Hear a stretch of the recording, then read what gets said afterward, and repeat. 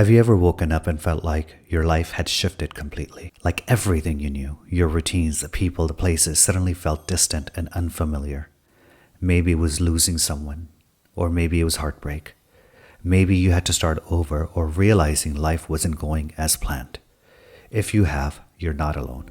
I have been there, and this video is for you.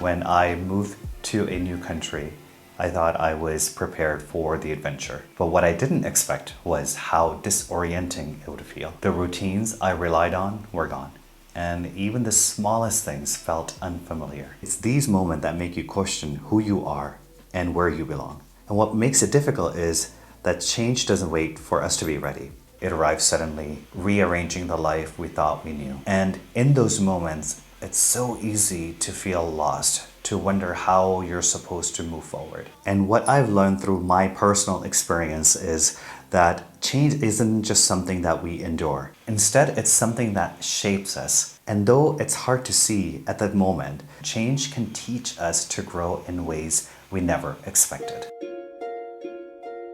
When change comes, typically our first instinct is to resist. We hold on so tightly to what was, our routines, our relationships, our sense of self, as if by clinging on to the past, we can stop the future from happening. But resistance doesn't stop the change.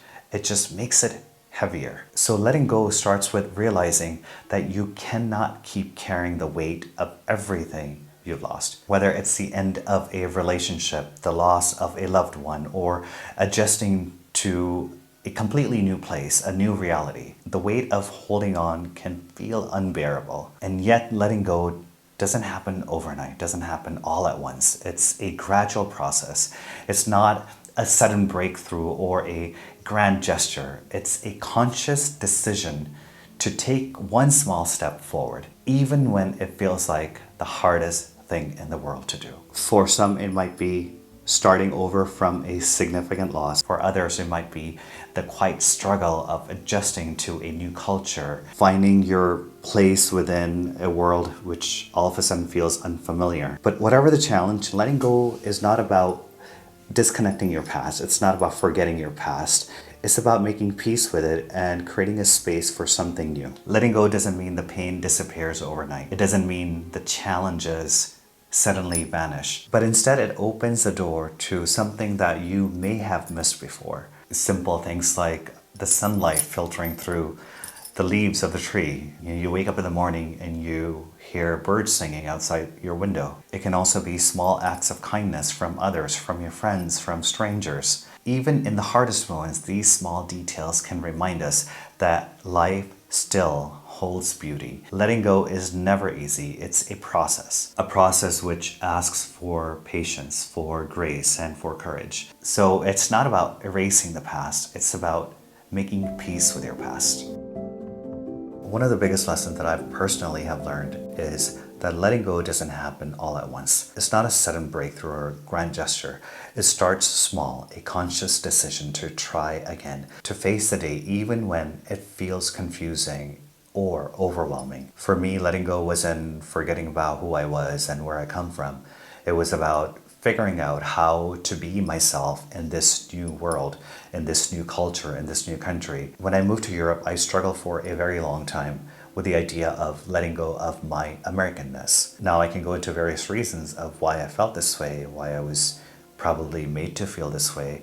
But when you do self-reflecting work, then you realize no one is making you do this. You're doing it yourself. You kind of try to question, why am I doing this? I thought I had to be less American and more European, as though I had to choose between the two. But over time, I realized that letting go didn't mean losing a part of myself. It meant making room for both and marrying everything together, the past, my future, and the present. We often fall into this trap of feeling like we need to fit into this box that society has created for us.